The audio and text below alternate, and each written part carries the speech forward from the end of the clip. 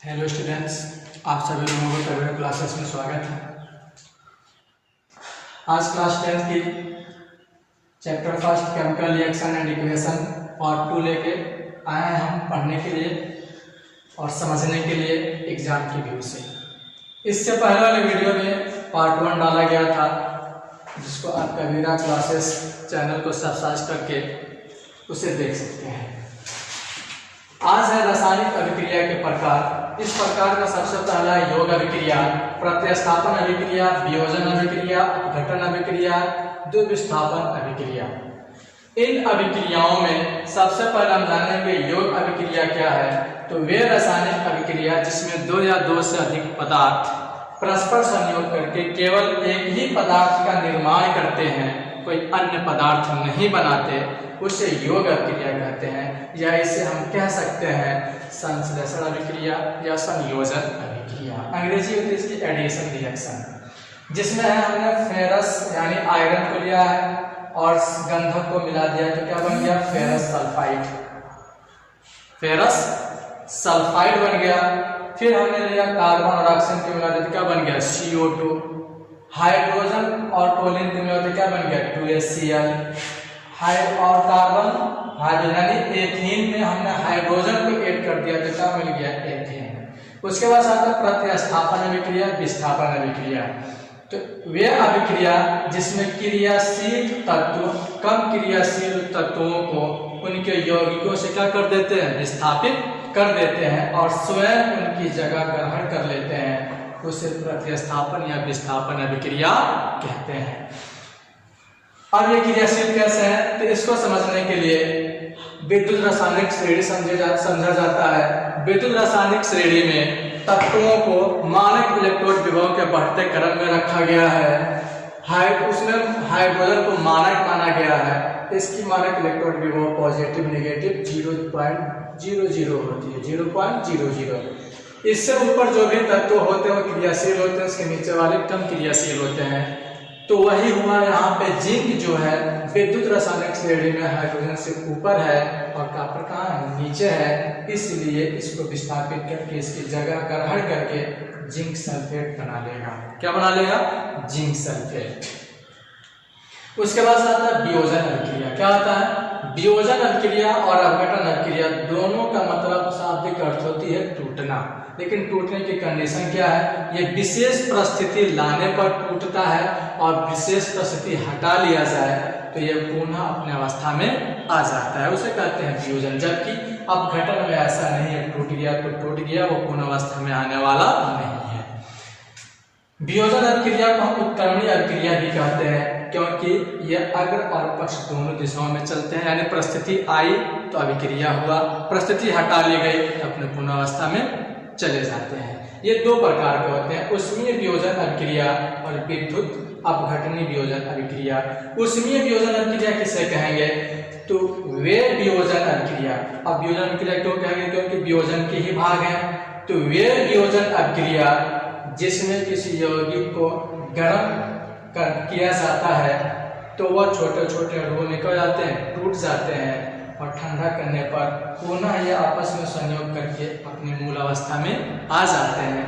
उससे हम ऊष्मीय वियोजन अभिक्रिया कहते हैं। अर्थात वे वियोजन अभिक्रिया जिसमें किसी यौगिक को गर्म करने पर वह छोटे छोटे अणुओं में टूट जाते हैं और ठंडा करने पर पुनः अपने मूल अवस्था में आ जाते हैं, उसे ऊष्मीय वियोजन अभिक्रिया कहते हैं। जैसे नौशाला को हमने गर्म किया था, अमोनिया गैस और HCl मिला, फिर जब ठंडा करेंगे तो ये अमोनिया गैस और HCl आपस में क्रिया करके मूल अवस्था में रिटर्न हो जाएंगे, चले जाएंगे।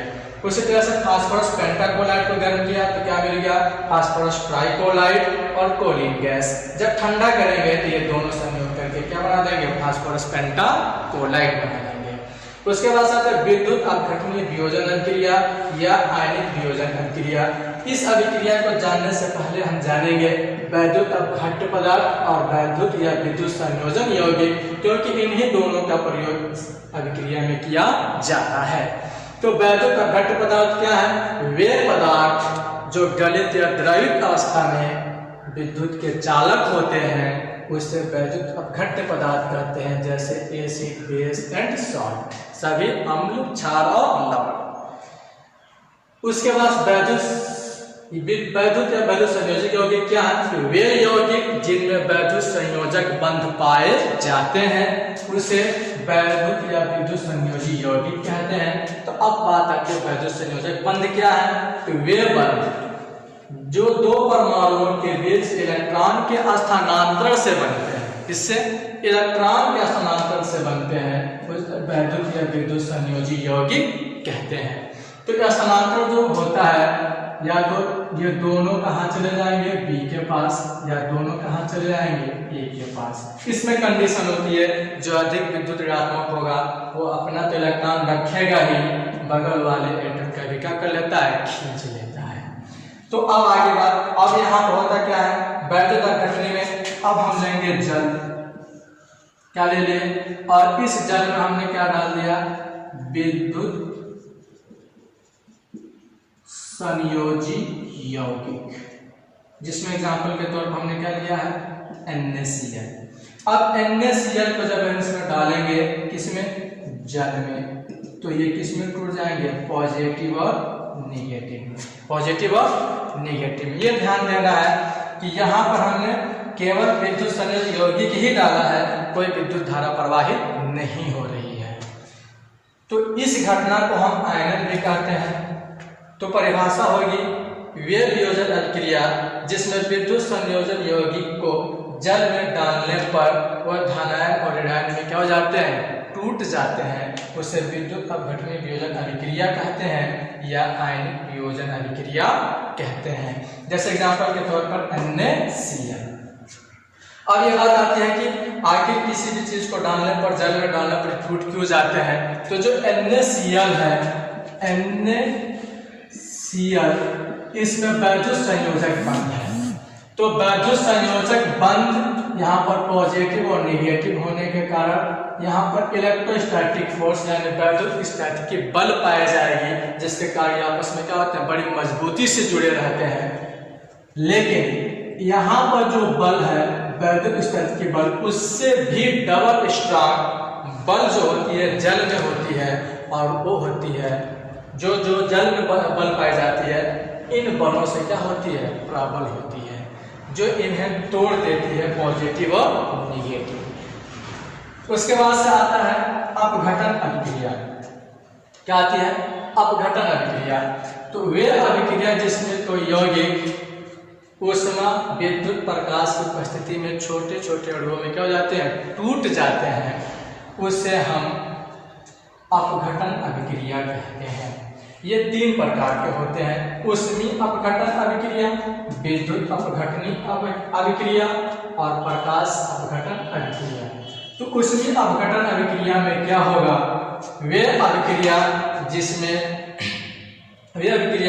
जिसमें कोई पदार्थ या यौगिक ऊष्मा की उपस्थिति में छोटे छोटे अणुओं में क्या जाते हैं?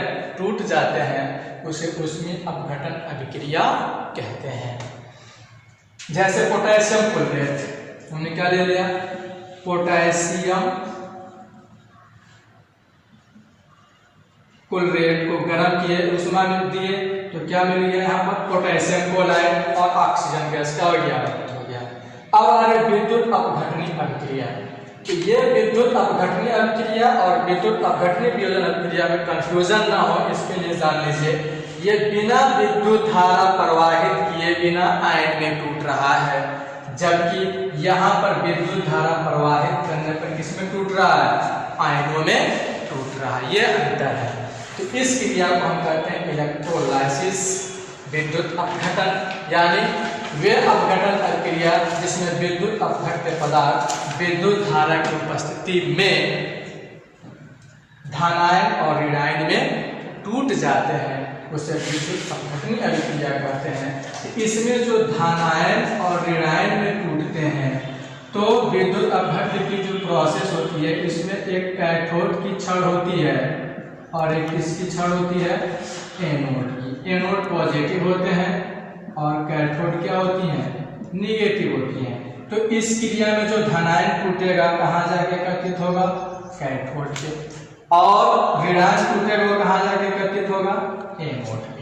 ये प्रोसेस होती है। तो ये भी कह सकते हैं कि वे अभिक्रिया जिसमें विद्युत अपघट्य धनायन और ऋणायन में टूट जाते हैं, जिसका धनायन कैथोड पर और ऋणायन एनोड पर क्या जाते हैं, एकत्रित हो जाते हैं, उसे विद्युत अपघटन अभिक्रिया कहते हैं। फिर आता है प्रकाश अपघटन अभिक्रिया, यानी यह अभिक्रिया जो प्रकाश की उपस्थिति में होती है उसे प्रकाश अपघटन अभिक्रिया कहते हैं। जैसे सिल्वर आयोडाइड, यही वो सिल्वर आयोडाइड है जो धूप छाव के चश्मे में प्रयोग किए जाते हैं। जब हम धूप में जाते हैं, प्रकाश में जाते हैं, तो सिल्वर और आयोडीन में टूट जाता है, जिससे उसी से ब्लैक हो जाते हैं। और जैसे हम छाव में आते हैं, रूम में आते हैं, पुनः ये मिलकर अपने मूलावस्था में आ जाती है कुछ पलों के लिए। उसके बाद आता है सिल्वर ब्रोमाइड। क्या आता है? Silver bromide. ये सिल्वर आयोडाइड, पोटेशियम आयोडाइड और ड्राई आइस यानी स्ट्रॉन्ग CO2 मिलकर कृत्रिम वर्षा बरसाने का कार्य करते हैं। उसके बाद से आता है द्वितीय विस्थापन अभिक्रिया, यानी वे अभिक्रियाएं जिसमें यौगिकों के बीच आयनों या अन्य घटकों का स्थानांतरण होता है, उसे हम द्वितीय विस्थापन अभिक्रिया कहते हैं। या एक शब्दों में कह लीजिए, वे रासायनिक अभिक्रिया जिसमें यौगिकों के बीच दो आयनों का विनिमय होता है, उसे हम द्वितीय विस्थापन अभिक्रिया कहते हैं। जैसे AgNO3, तो AgNO3 के बारे में आपको बता दें, ये सिल्वर नाइट्रेट इसका रासायनिक नाम है। क्या नाम है? सिल्वर नाइट्रेट, जिसका यूज किया जाता है कोटिंग के समय आपके उंगलियों पर लगाई जाती है, जो वायु के संपर्क में आकर क्या हो जाते हैं, ब्लैक हो जाते हैं। लेकिन यहाँ पर हम क्या पढ़ रहे हैं? द्वितीय विस्थापन अभिक्रिया। तो सिल्वर नाइट्रेट और सोडियम क्लोराइड ले लिए। सिल्वर धातु, सोडियम भी धातु, धातु पे पॉजिटिव चार्ज होते हैं और अधातुओं पे क्या होती है, निगेटिव चार्ज। तो यहाँ पर निगेटिव और यहाँ पर क्या हो गया, निगेटिव। पहली थेसिस। दूसरी थेसिस, जो भी कंपाउंड बनते हैं उसमें एक पॉजिटिव होता है और एक क्या होते हैं, निगेटिव होते हैं। यदि सिल्वर पॉजिटिव हुआ तो निश्चित इसके सहयोगी क्या होंगे, निगेटिव होंगे। यहाँ पर सोडियम पॉजिटिव हुआ तो निश्चित इसके सहयोगी क्या होंगे, निगेटिव होंगे। ये कैसे? कक्षा 9 में आप पढ़े होंगे इसकी यौगिक बनाने की क्रिया में, वहाँ डिटेल होगा। तो यहाँ पर क्लोरीन आगे जुटेगा Ag से, NO3 जाके जुटेगा Na से, तो ये बनाएगा सिल्वर क्लोराइड। क्या बनाएगा? Silver chloride. और ये बनाएगा सोडियम नाइट्रेट। ये हुआ आपके आज प्रकार। इसके अतिरिक्त और भी इसके प्रकार हैं, जैसे मंद अभिक्रिया, तीव्र अभिक्रिया, उदासीकरण अभिक्रिया, उष्माशोषी उष्माक्षेपी अभिक्रिया और ऑक्सीकरण अपचयन अभिक्रियाएं, जो अगले पार्ट में लेके आएंगे हम, जो होगा पार्ट 3। तो इससे पहले हम बनाए हैं पार्ट 1 वीडियो, जिसे आपको देखने के लिए कविराज क्लासेस सब्सक्राइब करने होंगे और वीडियो डाउनलोड करके उसे देख सकते हैं कि पार्ट 1 में केमिकल रिएक्शन क्या है। पार्ट 2 आपके सामने है। फिर नेक्स्ट डे आपके लिए लेके आएंगे पार्ट 3 केमिकल रिएक्शन का ही।